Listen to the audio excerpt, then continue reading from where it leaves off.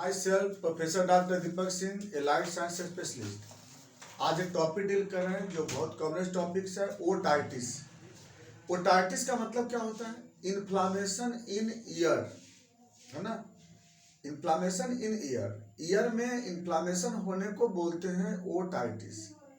सबसे पहले बात करते हैं, यहाँ पर स्ट्रक्चर पे देख लेते हैं। तो स्ट्रक्चर में देखिए, पूरे ईयर को तीन पार्ट में बांटा गया है। एक होता है एक्सटर्नल ईयर। एक्सटर्नल ईयर में तीन पार्ट कौन कौन से? Pinna, external auditory meatus and tympanic membrane. अरे ये हुआ कितना, ये किसको क्या बोलते हैं? यहां से यहां तक को बोलते हैं एक्सटर्नल ईयर बोलते हैं। एक्सटर्नल ईयर याद रखना हो इस चीज में। देखिए EAR, ईयर तीन पार्ट से बना हो, तीन वर्ड से बना है। तो हम इसे हर तीन तीन बातें बताएंगे। क्या क्या बताएंगे? तीन तीन बात। तो ईयर में तीन पार्ट होता है। कौन कौन से? External ear, middle ear, internal ear. तो एक्सटर्नल ईयर कहाँ से कहाँ होता है? यहाँ से बता दें, पिन्ना, एक्सटर्नल एंड टिम्पैनिक। ये हो गया कौन सा? External ear. अब मिडिल ईयर में कौन से होते हैं? मिडिल ईयर में होता है आपको यहाँ पर जो अंदर का जो देख रहे हैं, ईयर ऑस्किल, एंट्रम, ईयर ऑस्किल, ऑस्टिचियन ट्यूब। अब देखिए इसमें तीन पार्ट है। मिडिल ईयर में तीन पार्ट हो गया। एक हो गया इधर में एंट्रम पार्ट हो गया, इधर में ईयर ऑस्किल और इधर में ऑस्टिचियन ट्यूब। ईयर ऑस्किल में कौन कौन से होते हैं? मैलस, इंकस, स्टेप्स बोन होते हैं। चलिए ये हो गया मिडिल ईयर। तो मिडिल ईयर में कहाँ से कहाँ तक हो गया? ये हो गया मिडिल ईयर। अच्छा, अब देखो इंटरनल ईयर। इंटरनल ईयर जो इनर ईयर कहते हैं इसको। अब इंटरनल ईयर में क्या होता है? इसमें तीन पार्ट होते हैं। इसमें भी कौन कौन से पार्ट होते हैं? एक पार्ट हो गया आपको सेमी सर्कुलर कैनाल, दूसरा होता है कॉकलिया, और इसके अंदर में होता है organ of Corti. Organ of Corti में नर्व फाइबर होते हैं, वेस्टिबुलो कॉकलियर नर्व। तो इस तरह से क्या होता है ना कि ईयर को तीन पार्ट में बांटा गया है। एक्सटर्नल ईयर, मिडिल ईयर और तीसरा हो गया इंटरनल ईयर। अब यहाँ पे बात हम लोग कर रहे थे इन्फ्लामेशन के, क्योंकि बहुत सारे टॉपिक बात नहीं कर रहे हम लोग, मेन टॉपिक बात कर रहे हैं हम लोग। तो इन्फ्लामेशन ईयर में तीनों पार्ट में हो सकता है। अगर एक्सटर्नल ईयर में अगर इन्फ्लामेशन होता है तो इसको बोलते हैं ओटाइटिस एक्सटर्ना, है ना। एक्सटर्नल ईयर में इन्फ्लामेशन को बोलते हैं ओटाइटिस एक्सटर्ना। मिडिल ईयर में अगर इन्फ्लामेशन होता है तो बोलते हैं ओटाइटिस मीडिया। यानी ये इन्फ्लामेशन तीन वैरायटी के होंगे। एक हो जाएगा एक्सटर्नल ईयर को बोलते हैं ओटाइटिस एक्सटर्ना।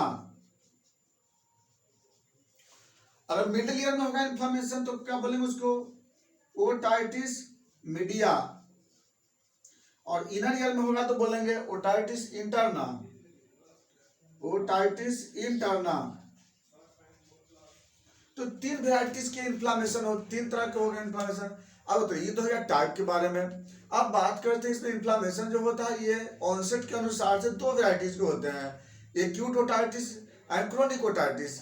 एक्यूट ओटाइटिस किसको बोलते हैं? कि वह इन्फ्लामेशन ईयर में जो सडन होता है और हाई इंटेंसिटी से होता है और कुछ दिनों में ठीक हो जाता है। तो ऐसे इन्फ्लामेशन को बोलते हैं एक्यूट ओटाइटिस।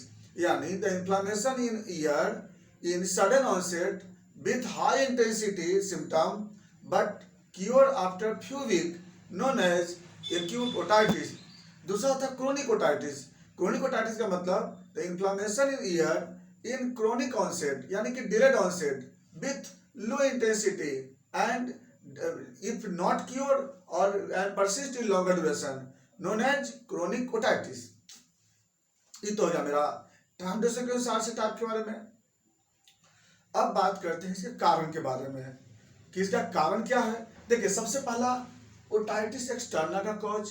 अब ओटाइटिस एक्सटर्ना का कॉज क्या होता है? बाहर से कोई फॉरेन बॉडी अगर इंटर कर जाता है तो उस केस में यहाँ पर इंजुरी होने के इन्फ्लामेशन होता है। जैसे ट्रॉमा के कारण हो सकते हैं इन्फ्लामेशन, या बाहर से कोई बैक्टीरिया इंटर कर जाता है। कोई बैक्टीरिया जैसे स्टेफाइलोकोकस बैक्टीरिया, स्ट्रेप्टोकोकस है, स्यूडोमोनास है, ये बैक्टीरिया के इंटर करने से इन्फ्लामेशन हो सकता है इसमें ओटाइटिस एक्सटर्ना। दूसरा अगला कॉज हो सकते हैं इसमें फंगस के इन्फेक्शन, जैसे स्पर्जिलस है, कैंडिडा है, इसके इन्फेक्शन से इन्फ्लामेशन हो सकता है। अगला आते हैं वायरस में, जैसे ओटिक वायरस होता है उसकी वजह से, या हर्पिस वायरस, इसकी वजह से इसमें इन्फ्लामेशन हो सकते हैं। तो ये तो हो गया नॉर्मल बातें। बाकी कुछ होता है केमिकल के चले जाने के कारण, जैसे कोई भी ऐसा कोई केमिकल इंटर कर जाने की वजह से भी इन्फ्लामेशन हो सकता है।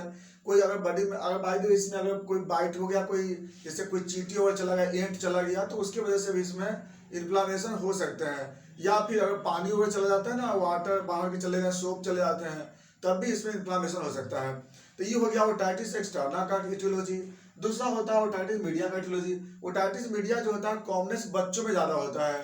क्यों बच्चों में ज़्यादा होता है? क्योंकि बच्चों में ऑस्टेचियन ट्यूब छोटा भी होता है, वाइड भी होता है, और प्लस ये हॉरिजॉन्टल होता है।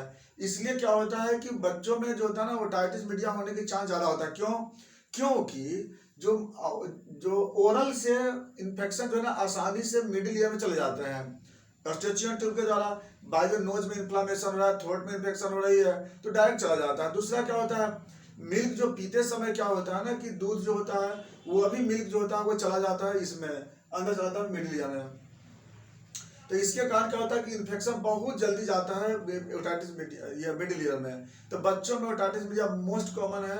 और अगर उसके साथ साथ इसमें अगर कोई फ्लूइड चलेगा और यहाँ पर अगर जो माउथ जहाँ ओपनिंग होती है नेजोफेरिंक्स में, अगर ये बाय द वे इन्फ्लामेशन हो जाते हैं तो सडन बंद हो जाती है, और इसके कारण भी इन्फ्लामेशन बहुत जल्दी हो जाता है इसमें। अब बात करते हैं आपको थर्ड में ओटाइटिस इंटरना।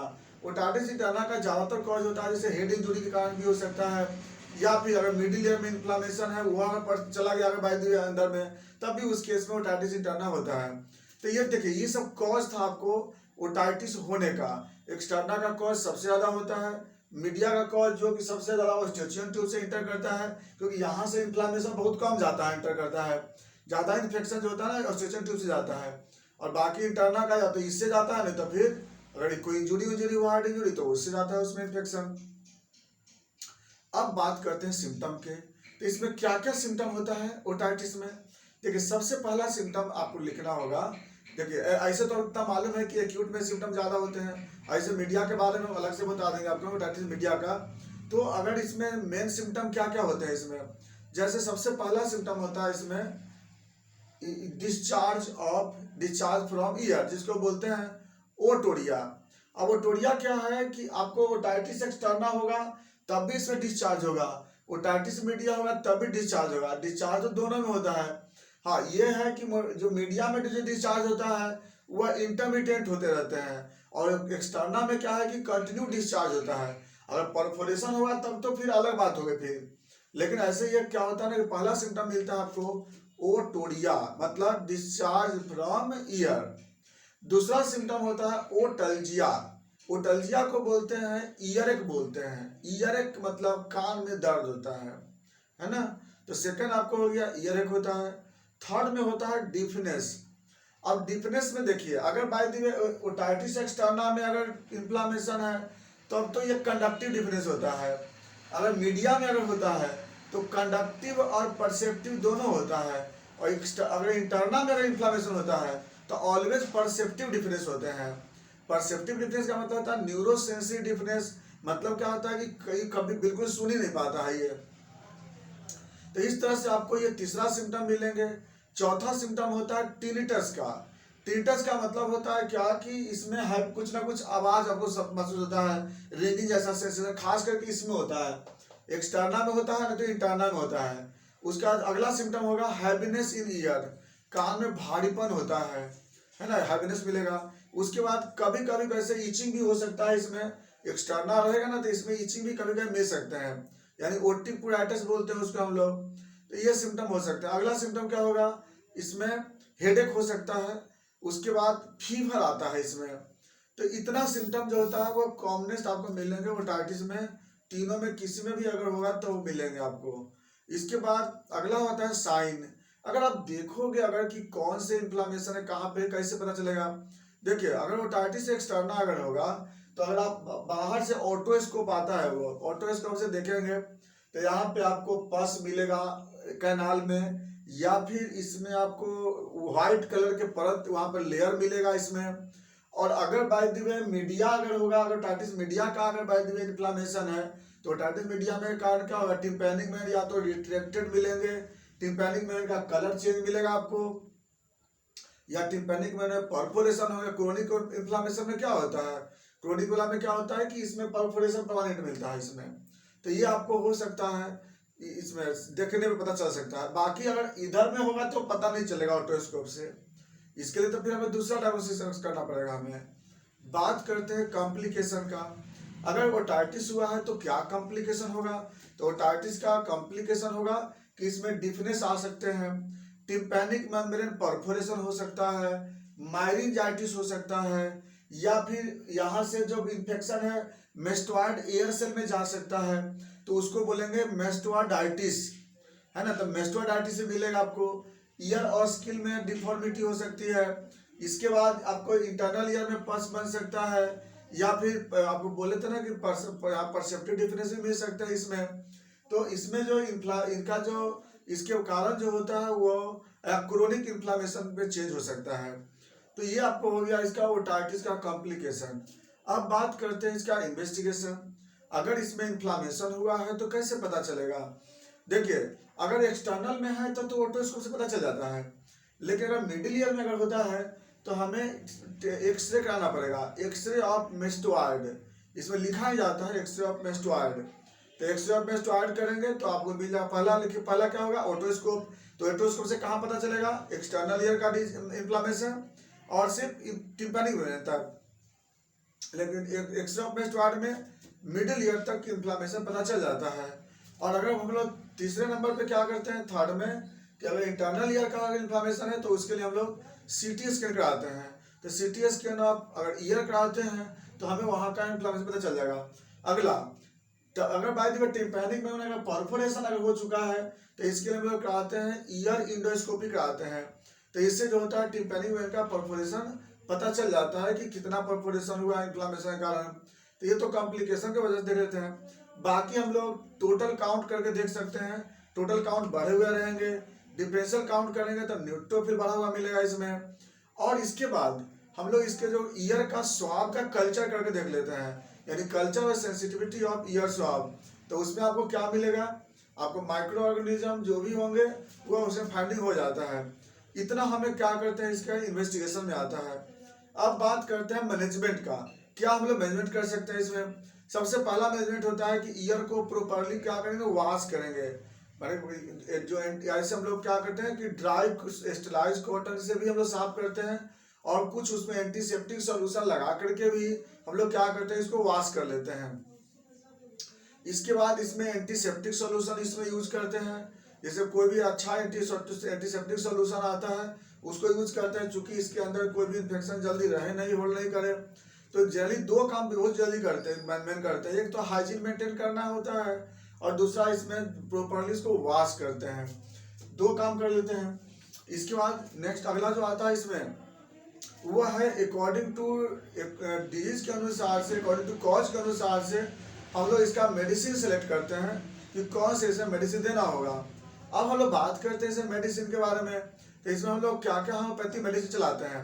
अब बात इन्फ्लामेशन है, सबसे पहले तो हम बेलाडोना यूज करते हैं इसमें हम लोग। उसके बाद बेलाडोना दर्द जब आराम हो जाता है इसमें, तब इसमें हम लोग फिर यह हिपर सल्फ दे सकते हैं। हिपर सल्फ शुरू में चलाते हैं 3x में देते हैं, बाद में इसको 200 पर यूज करना पड़ेगा। उसके बाद फिर मॉक्सोल यूज करते हैं इसमें। मॉक्सोल से क्या होता है कि यहाँ पर हीलिंग पावर बढ़ता है, सेल डिवीजन का पावर बढ़ता है इसमें। उसके बाद क्या करते हैं, बाद में फिर साइलेसिया यूज करते हैं। साइलेसिया से क्या होता है कि वहाँ पर जो होता है, जो भी फॉरेन बॉडी है या डेब्रिस होते हैं वो वहाँ से रिमूव हो जाता है। इसके बाद इन्फेक्शन को और कंट्रोल करने के लिए हम लोग यहाँ पे माइरिस्टिका क्यू देते हैं। इन्फेक्शन अगर इंटरनल ईयर की तरफ चला जाता है तो वहाँ पे हम लोग फिर इचनेसिया क्यू भी हम लोग इस पेशेंट को दे सकते हैं। तो ये सब क्या है, ओटाइटिस का एक कंडीशन है, ओटाइटिस का टाइप्स है। तो ओटाइटिस में तीनों तरह के मिलेंगे आपको।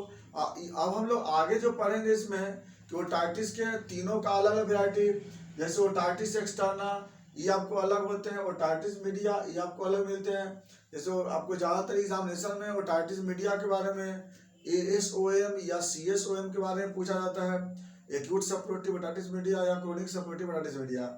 तो ये क्रोनिक ओटाइटिस में एक और भी कॉम्प्लिकेशन कभी कभी हो जाता है, कोलेस्टिटोमा होने की चांस होती है। कोलेस्टिटोमा क्या होता है कि मिडिल ईयर के अंदर जो होता है वह जो म्यूकस सेल होता है वह स्क्वामस में चेंज कर जाता है। केराटिनाइज हो जाता है, जिसको हम लोग कोलेस्ट्रॉल बोलते हैं। खैर ये सब बात हम लोग बाद में जिक्र करेंगे, बाकी बातें चलेंगे नेक्स्ट वीडियो में। Thanks for watching.